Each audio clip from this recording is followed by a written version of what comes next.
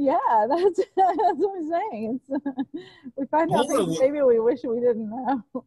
Like white lies are not bad. No, I don't think white lies are necessarily bad as long as, you know, like a little white lie is not the same thing as like telling your spouse that you're going to be loyal to them and not doing it. A little white lie is like, I didn't eat your pudding. You know you ate that pudding. Yes, exactly. That's a good example. Like, no, I didn't. Or, you know, if somebody asks you how an outfit looks on them and you're like, it looks great, you look beautiful, but really they look like a garbage bag. Like, no, I don't like that. Like, you don't need to hurt their feelings. It's worth telling a little white lie, you know? I don't know. Speaking of dress, I'm not gonna lie, I will literally ask, like, I need you to be dead honest for, like, outfit, you know? Like, you ask me, oh, dude, this look good. I'm gonna tell you dead honest, true, like, not so bad. If I wear something ugly, I'm like, I want you to tell me. That's fair. No. But, like, I think I would, like, go to specific people. Like, if I really want an honest opinion, I wouldn't ask just anyone. Yeah. Because I would expect most people to kind of, like, tell a white lie and just be like, oh, that looks great on you. You know, I would, like. That's also a person I know. It's like, LeBron, get rid of that. That doesn't look good. My brother, best example. Oh, it's like, hey, brother, this look good. So, LeBron, you look like crap. Take that off. Yeah. I think even so, my sister would probably be like, it's cute. It's just like it's hanging a little weird on you, or like something. Like she's gonna sugarcoat it a little bit. But I'll be my brother, hey, like LeBron, I'm not gonna sugarcoat Jack. I'll respect my brother for that. I'm like, LeBron, you're a boy. I'm a boy. I'm not gonna sugarcoat Jack for you. We ain't girls. Who's Jack? No, it's just like. No ever. I know what it means. I'm being silly. Let's say, like, please tell me. I've been making using those, and people look at me like, "Who's Jack? Who's Steven?" I'm like, "You don't know what that means." Okay. Ooh. I had my windows open. There was just like a big wind that came through. Agree or disagree? Guilt can control a person. Agreed. Because in the Telltale Heart by Edgar Allan Poe, the guilt took over and made him confess to the murder. You're right. It wasn't even really, well, presumably, it's an ambiguous story, but like presumably it wasn't really, he didn't hear a heart beating under the floorboards. It was just his heart. Guilt. So clearly it can. Right. It can control a person. Okay, here's an interesting one. And I think I know what you'll say, but I'm interested in your opinions. In the judicial system, the accused person is innocent until proven guilty. Agreed. Yeah. Well. Until proven guilty, man. Well, like I said, we can't go back to the days of we just burn people alive without any evidence. Not all the time. Proven guilty. Not all the time. Because there will be court cases where they'll have somebody who's actually guilty and then proven innocent, even though there's like numerous amounts of evidence. Many people went to jail and they was innocent for how long? Like exactly. You're so right. That's the thing that genuinely, like, I don't cry at a lot, but like if I watch a documentary about someone who's been like unjustly imprisoned and then they get out after years and years, that like tears me up. I can't. Oh yeah, definitely, because they've lost all of their life in prison. They were wronged. So it's so sad. But like it happens all the time, especially at least get a couple $1 million. Stuff is coming out all the time, and like more. But that's the purpose of the whole purpose of that court is we have to prove he's guilty or we have to prove he is innocent. And that's the purpose. It can be cruel, but that's the whole point. But most of the time, because it always depends on the circumstances. Like Meek Mill, I don't necessarily not believe it, but I do believe it, but I also don't believe it. That like it was some type of rumor that the judge was like partial to Meek Mill or like impartial to Meek Mill, and they just gave him gave him a sentence because they didn't like him. Like, I believe that, but I also don't believe that because, again, I wasn't there. But it makes sense. Like, those things can happen. And you know, like, as part of jury selection, they do questionnaires and stuff, and a lot of times people will get dismissed from jury duty. Like, they won't be allowed to serve because they've already made up their minds whether the person is guilty or innocent. And if you're already prejudiced about that, then you're not allowed to be on the jury because you already have an idea of like how you're going to vote. Exactly. Yeah. So that's the whole purpose. Like, they need people like, oh, we don't know this guy. They gotta show why, and get the jury like, okay, he did this, and we want him out. I'll put him in jail. Or like nowadays, go ahead. Sorry.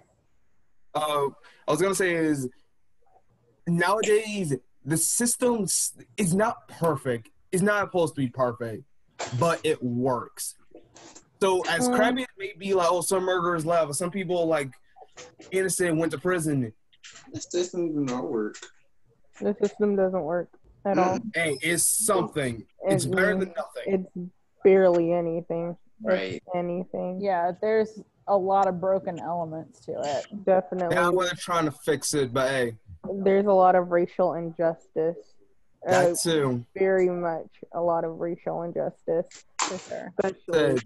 The system is not perfect, but it's better than like, oh, we're just gonna kill them for no reason. It's basically like that still, just with a lot more detours.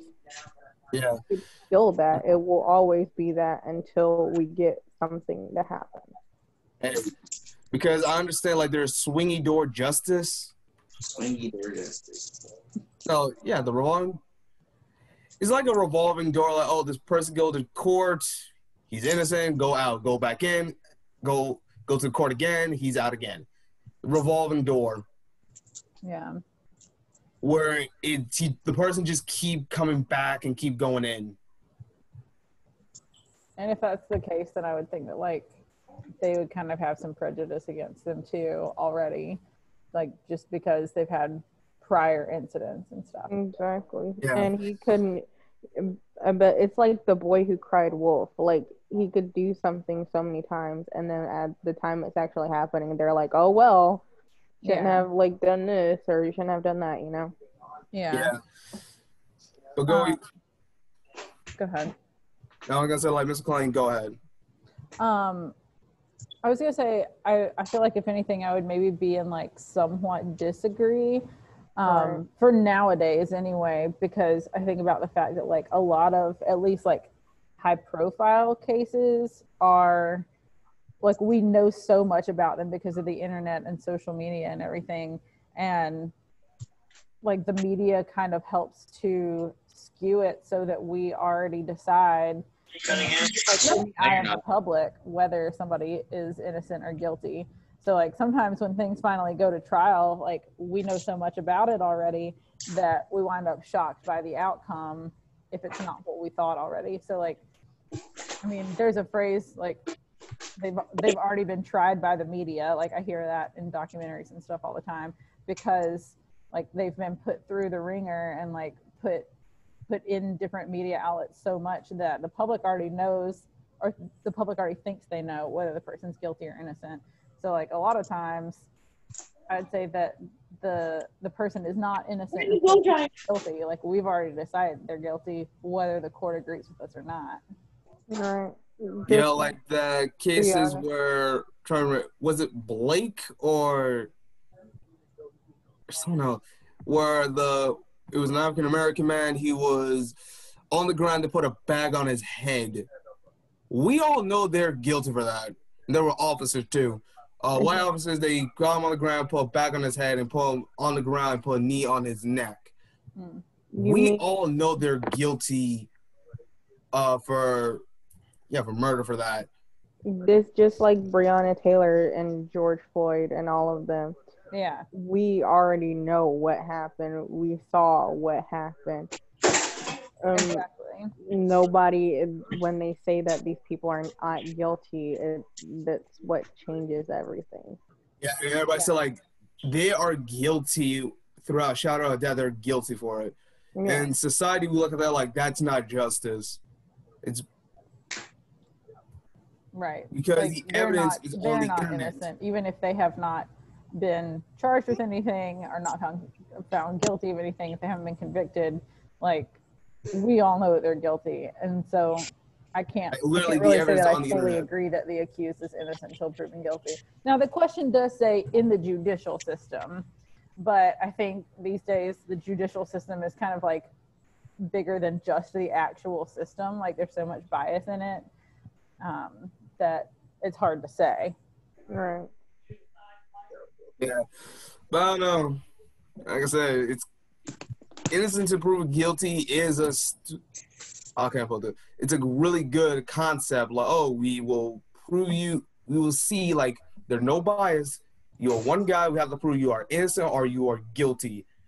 That concept alone is a good idea, but problem is, it has so many holes like Swiss cheese. It's good on paper. The idea is good on paper. Yeah. Yeah. But the internet nowadays show them like, oh, this guy did this. Here's the evidence for that. But you need to look more in depth, and they won't show everything to the media. Until there's less injustice, will never work. It will never work. Yeah.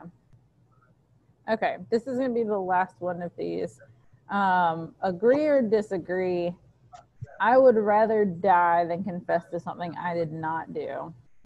I agree with that. It depends what it is. Yeah. I agree with you, Randall. Like, if somebody's like, you stole my fajita, I'm not going to die if I, like, right. That's not worth it. Yeah. Hey, no. But on a major scale, like, oh, you killed this person. I'm going to say, no, I didn't. I was here. I didn't do it. I will literally die for that. Saying, like, I am innocent. Yeah, I agree with you. If it's like, if you, just like you said, if somebody's like, you ate my fajita, yeah, I surely did, and I did. I'm not Number one, I probably did, but I probably did, but I'm not gonna just die over the fact that I ate your fajita. Like, I would rather that not be my last meal. You know what I mean? Like, come on. Actually, just yesterday, another teacher came in here and was like accusing me, jokingly, but like he thought that I vandalized his bulletin board that he made. And I was like, I surely did. At first I was like, I didn't do that. And he's like, seems like a thing you would do. Are you sure? And I didn't want to argue about it. So I was finally just like, all right, yeah, if that's what you believe, that's fine. Yeah. You just give up after a minute. You're like, yeah, like I'm not gonna go down for it. I wouldn't die on the hill that I didn't. But if it's like where something serious, like hypothetically assassination, right? Of course I'm gonna die because I want to die a hero. You know what I mean? Sure. Like, I want to go out with everybody knowing.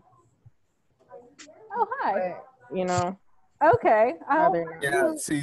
But stuff like that, like, it really all depends. Like, on court cases, oh, you murdered this person, oh, you hurt this person, oh, you robbed the store. I'm going to say no. Oh, okay. But I'd rather not go out, like, on something simple like that. I'd rather just take the L and just be like, oh, yeah, I did, and then serve out whatever sentence they have for me. But you know you didn't do it. I'm not serving no sentence. I said I didn't do this. Well, if I would have to, and I have to serve out somebody else's sentence, I hope that person has a good life and makes a good decisions in their life while I'm serving out their sentence. Right. Yeah, sorry, or it comes back on nobody's sentence. Yeah, sorry, I'm going to be selfish and say, like, I didn't do this. I know what I did. I mean, if it's I will go to court for that. You would rather waste your life in the ground just to not go to jail for a few years? Because I wouldn't want to do that. Yeah, I'd rather go to jail for that. I will literally go to the ground swinging. It's better than go on the ground and take it like a dog and get shot than fight for what you believe in. Screw and that. Die. Like, Come on. Hey, either or. I'll like die like a man saying, I didn't do this. I know I did. Here's my evidence. So we also found out LeBron is an extremist. I always had my suspicions. And suspicions, they was already proven. I'm a guy who will fight for his beliefs. No, I support that. I support fighting for your beliefs. Yeah, like literally, if you did you wrong, you stick it up for your own self-interests. Yeah. Green. Hey, call it whatever you want. I'll be the guy saying like, hey, I wouldn't do what you want. I'm innocent. I wouldn't want to die like that, though. I really wouldn't want to die like that. Like, so on your knees, take a bullet, and you just go out like that. Sorry. To me, that's so like, no, thank you, goofy. Because like, if you go out being innocent, what's the point? Rather just take the L and just be like, yeah, I did it. Like, take the L, go on with your life. Because if it's a matter of life and death, I would hope you would want to choose life to continue on. That way, you wouldn't have to be in that situation again. But it just be stuck in a box for something I didn't do. Yeah. Sorry, CC, but no. I'd rather take death than be in prison. I think it just depends. I think it just depends on the situation, because we could also be talking about like actually confessing to a murder. I feel like we're talking about murder so much, and like this book is mostly about murder. It's true. But like, if you were accused of doing something and convicted of doing something, and they like offered you a plea deal, like if you I definitely take it. If you plead guilty, then you'll get only like 10 years in prison, whereas if you go to trial and you are found guilty, then you get life in prison or even the death penalty. Exactly. Like, that's a hard choice. I ain't doing all that. No, I'm good. I don't know.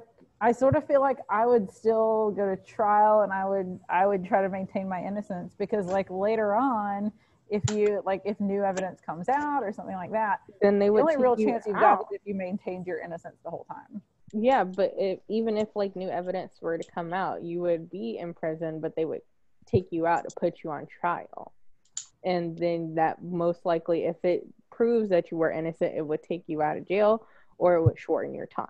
Hopefully. So I would rather go through all of that rather than just be there and then somebody's like, you did it, and then I'm like, I'm out. Like, I wouldn't want to do all of that. So you know what? I used to think that these characters that be dying in the movies was prisoners that had the death penalty. So I thought it was real. Wait, what? All right, so you know how people die in movies and stuff? Yeah. Mm-hmm. You know how people in jail get the death sentence? Uh-huh.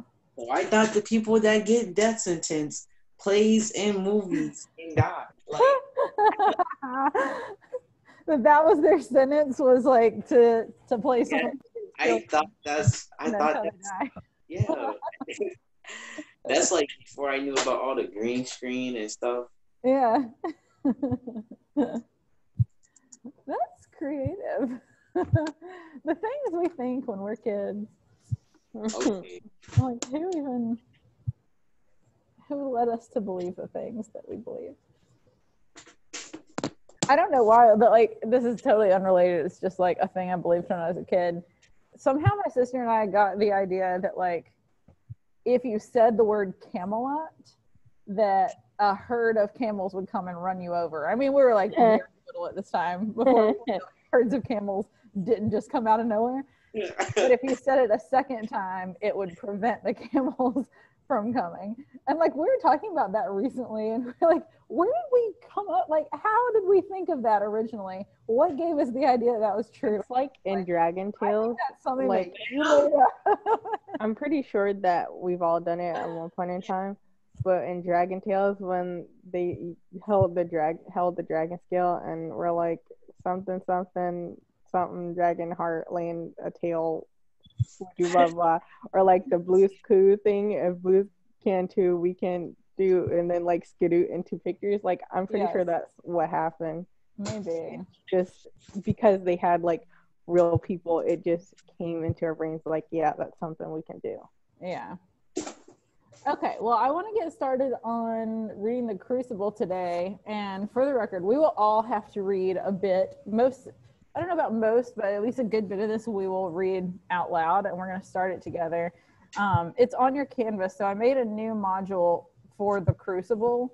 So stuff that has directly to do with the book, I will put in that module instead of our normal weekly modules. So right now I have the script and Act 1 predictions, which I want to take a quick look at. Where is it? Act 1. No, Timmy. Oh, my good slides. Okay, I'm going to share my screen with y'all for a minute, or maybe for the rest of class. We'll see. Depending on how things go. This is the thing that you're going to be looking at, and this is not due immediately because this has to do with the entirety of Act 1. So as we read, we're going to kind of fill this out, and it won't be due until after we're finished with Act 1. So what we're going to do is, as we read, we're going to stop at the lines identified in the first box or in each box of the graphic organizer and write what we think is going to happen as a result of these quotations. And then when we get to it, or like when we read through that part, was our prediction confirmed? Was it contradicted? And what actually happened in the book? So this is to help with our prediction skills, making inferences, all those good ELA things. And also just to get us kind of anticipating what's going to happen for the rest of the act. One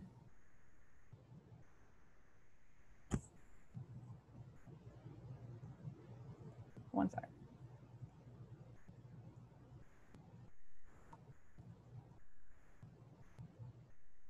Okay.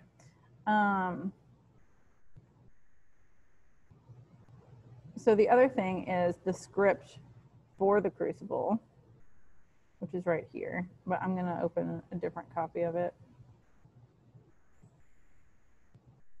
Yeah, how disorganized that folder is. So ugly. Okay, so as we start looking at this, I'm going to obviously make it a bit bigger. And you can look at your own if you prefer. Another thing where I really wish that we were together because I have copies of this, the actual book that I like a good bit better than this script. But not everybody is coming back. In fact, a lot of this class is not coming back in person. So we just couldn't give everybody books, unfortunately. And I think that there's some of it that might be a few words off here and there. But maybe those of you who are coming in person could potentially use the books. Okay, so we're going to look at the characters we have here just to kind of give you guys an idea of what's coming and like if there are any parts that you particularly want to read when they come up. I will say probably the biggest roles are Abigail Williams, John Proctor, Elizabeth Proctor, Judge Danforth, and Reverend Samuel Parris. So this is kind of happening in small town, and it kind of opens up with a girl, Betty Parris, having fallen ill, and they're thinking that witchcraft might be involved somehow. Her dad or uncle, I can't quite remember, but we'll figure it out once we start reading, is the Reverend Samuel Parris, and he's like big important dude in town. But the main plot of this kind of revolves around John Proctor, his wife Elizabeth a little bit, and this girl Abigail Williams, who is a good bit younger, and she used to work for the Proctor family. She was like kind of their maid or whatever. But she and John Proctor started being more than just employee and employer. Oh, yeah. And she was really into it. She really liked John Proctor, but he eventually was like, no, I haven't done anything. Like, I have to be loyal to my wife. And Abigail decides that she does not like the way he handled that, and so she deals with it by accusing everyone of being a witch. Can I be Abigail then? Sure. Yeah. And also, I'm looking at other important characters. There are several characters in here who are like the young women that Abigail kind of gets to cluster around her and all accuse everyone of being witches. There's also Rebecca Nurse, the slave, who the slave from Barbados, who, like, because she is a slave and from an island where they do voodoo, they're like, ooh, I bet she is probably behind a lot of this witchcraft. Hey, want to mess with a voodoo priest then? I wanna do her too. Jesus Christ, these idiots! Voodoo, don't mess with that. It can screw up your life. You're thinking of hoodoo, not voodoo. Oh, thank you. There are trials at the end where the Deputy Governor Danforth is very important. He's like the judge who presides over everything, and he has a big role. And then also Reverend John Hale is pretty important. They kind of bring him in because he is well versed in dealing with witchcraft. And if your town is plagued by witchcraft, you want an expert. So they kind of bring him in to help their town. I mean, he's a well-respected reverend, so maybe he can do something to help. Can I do the voodoo lady as well? Sure. There might be a little bit where you're talking to yourself. Awesome. Okay, so I don't think we'll get farther than scene 1. We only have like 7 or 8 minutes left, but I want to start. And we are starting in a bedroom in Reverend Samuel Parris's house in Salem, Massachusetts in the spring of the year 1692. But keep in mind, this was written in the 50s, so it's not like incredibly hard to read. But there are times when they kind of speak in an old-fashioned way, like they say things like "I" and I don't know. Hi, sir. Hi, sir. Yes. Okay, so we're starting out. I'll read this narration, and then we'll see who else we have. Clearly, we have Reverend Parris, so someone will need to read him because we're starting in his house.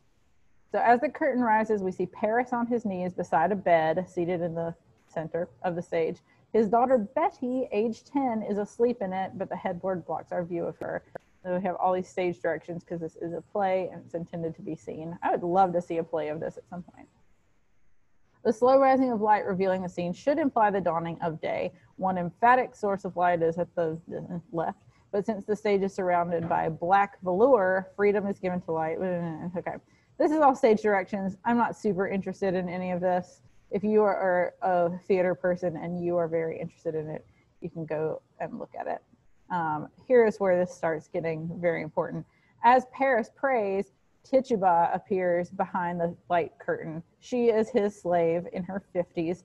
She hesitates before entering, then steps into the acting area, approaches her master, glancing over his back at the child on the bed. So Cece wanted to be Tituba. We're also going to have Parris, Abigail. You also want to be Abigail, and Susanna, who I don't really remember who Susanna is. I don't think she's terribly important.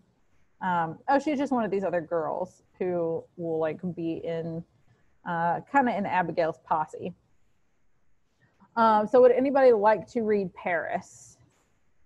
Genesis. I wrote Genesis to be Parris. Jenny, you want to be Reverend Parris? My mom also says hi, Genesis, if you're listening. I don't know if she's listening. She's probably asleep. Okay, well, don't laugh. And then I vote Alyssa. Or is Alexis here? She is not. Alexis is actually in this building somewhere. Oh, cool. I vote Alyssa or Randall. Okay. Mm-hmm. Yes, for Pierce. Reverend Paris. You should do it. Come on, let's do it. We only have 5 minutes. Yeah, we won't get very far today. No, not at all. Okay, Alyssa's gonna do Paris. Okay. In that case, I'll do Susanna because we don't have time to debate about it. Right. Okay. My Betty, be hearty. What? My Betty, be hearty soon. Out of here. My Betty, not gonna die. Out of my sight. Out of my. Oh my God. God help me. Betty, child, dear child, will you wake? Will you open up your eyes? Betty, little one. Uncle, Susanna Walcott's here from Dr. Griggs. Oh, the doctor? Let her come. Let her come. Come in, Susanna. What does the doctor say, child? Dr. Griggs, he bid me come and tell you, Reverend Sir, that he cannot discover no medicine for it in his books. Then you must search on. Aye, sir. He had been searching his book since he left you, sir, but he bid me tell you that you might look to unnatural things for the cause of it. No, there will be no unnatural causes here. Tell him I have sent for Reverend Hale of Beverly, and Mr. Hale will surely confirm that. Let him look to medicine and put out all thought of natural causes here. There be none. Aye, sir. He bid me tell you. Speak nothing of it in the village, Susanna. Go directly home and speak nothing of unnatural causes. Aye, sir. I pray for her. Uncle, the rumor of witchcraft is all about. I think you'd best go and deny it yourself. The parlor's packed with people, sir. I'll sit with her. And what shall I say to them? That my daughter and my niece I discovered dancing like heathen in the forest? Uncle, we did dance. Let you tell them I confessed it. But they're speaking of witchcraft. Betty's not witched. Abigail, I cannot go before the congregation when I know you have not opened with me. What did you do with her in the forest? We did dance, Uncle, and when you leaped out of the bush so suddenly, Betty was frightened and she fainted. And there's the whole of it. I'll sit you down. I would never hurt Betty. I love her dearly. Now look you, child. I have no desire to punish you. That will come in its time. But if you traffic with spirits in this forest, I must know it. For surely my enemies will, and they'll ruin me with it. But we never conjured spirits. Then why can she not move herself since midnight? This child is desperate. It must come out. My enemies will bring it out. Let me know what you've done here. Abigail, do you understand that I have many enemies? I know it, Uncle. There's a faction that is sworn to drive me from my pulpit. Do you understand that? I think so, sir. Now then, in the midst of such disruption, my own household is discovered to be the very center of some obscene practice. Abominations are done in the forest. It were only sport, Uncle. I saw Tituba waving her arms over the fire when I came on you. Why were she doing that? And I heard screeching and gibberish coming from her mouth. Okay, we're going to stop there for today. So what's wrong with Betty, first of all? Apparently she fainted. Yeah, she fainted, and now she's just like laid up in bed, can't move apparently, not waking up, and there's not really anything medically wrong with her, so it seems. So the doctor says to look to unnatural causes, meaning like, could she possibly be into witchcraft, or like, could there be anything, like, could there be any spirits harming her in any kind of way? And why is Paris inclined to believe that that could be the truth? What did Abigail do that he? They were out there dancing in the forest with her Tituba, yeah. With Tituba dancing over fire, waving her arms and saying gibberish. Yeah, and that's pretty sus. That sounds crazy. Yeah. And we will find out more about like what happened in the forest, because it does sound like they were getting up to some kind of unusual things. But Abigail's kind of maintaining like we didn't do anything wrong. We didn't like conjure spirits or anything. It wasn't what you're thinking. So I don't think that Betty is bewitched in any kind of way. But we'll continue it tomorrow. Nope, not tomorrow. Monday. Miss Darling's great grandma's in this. Yes, Great to like a millionth grandma's in this. Yep, you're right.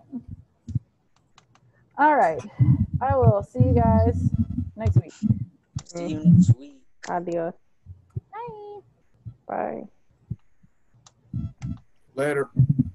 Bye.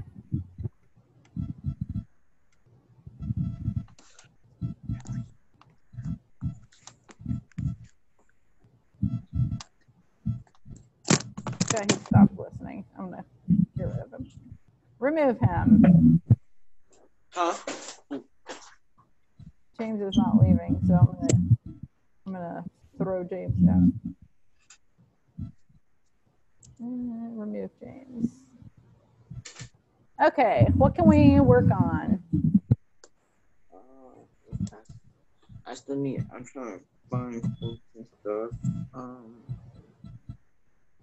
I'm still stuck on that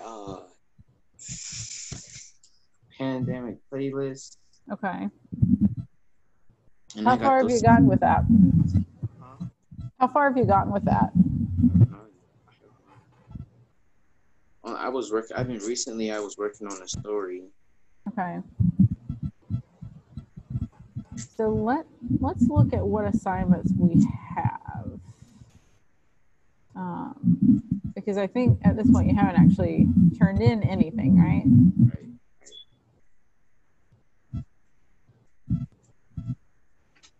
So we'll say, you know, October 12th is when progress reports are coming out. So I'll take stuff from you. Like, I'm not worried about the like late work policy and stuff for you. But I would try to get in as much as you can before the end of next week so that I can grade everything and like get you some grades for your progress report. Also, the most important thing to get in is probably going to be the story, because that's the most heavily weighted grade. Okay. I can finish that tomorrow. Okay. I saw that you got to start on it. I can share it with you. I think you did already.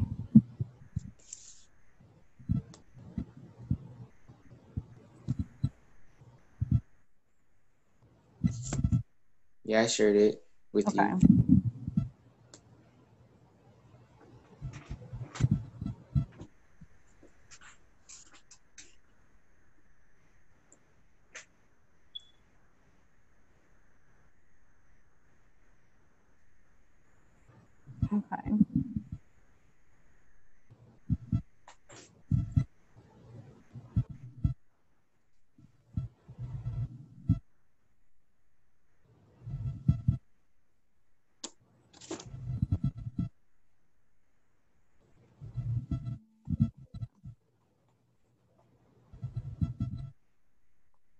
Oh, hey, Miss Cathan says hi. Hi, Miss Cathan.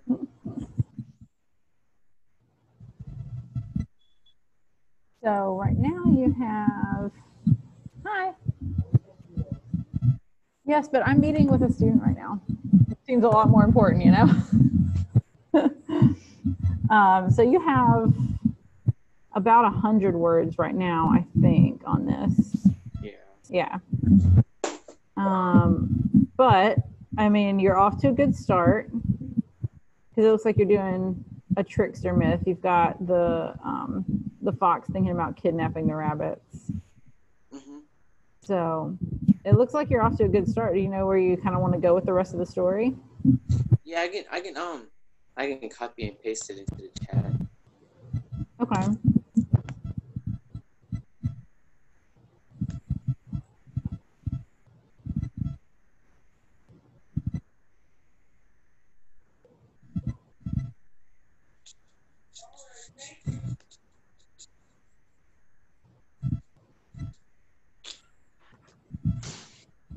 Because me and Mr. Nelson was working on it, he sent me the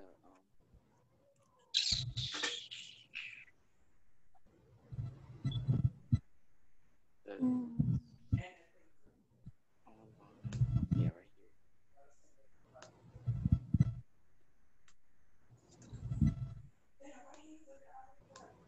On the outside?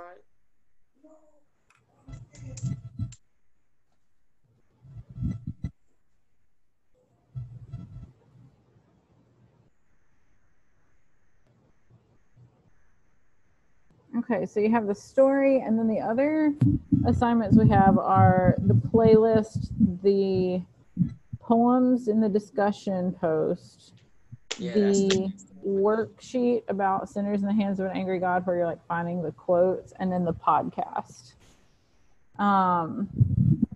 It seems like a lot, but it's really not that much. The most, I think the most kind of like the things that will take up the most of your time would be the story and the playlist. Okay, which ones can I get done like real quick? You could get the poems done pretty quickly, because on Canvas that is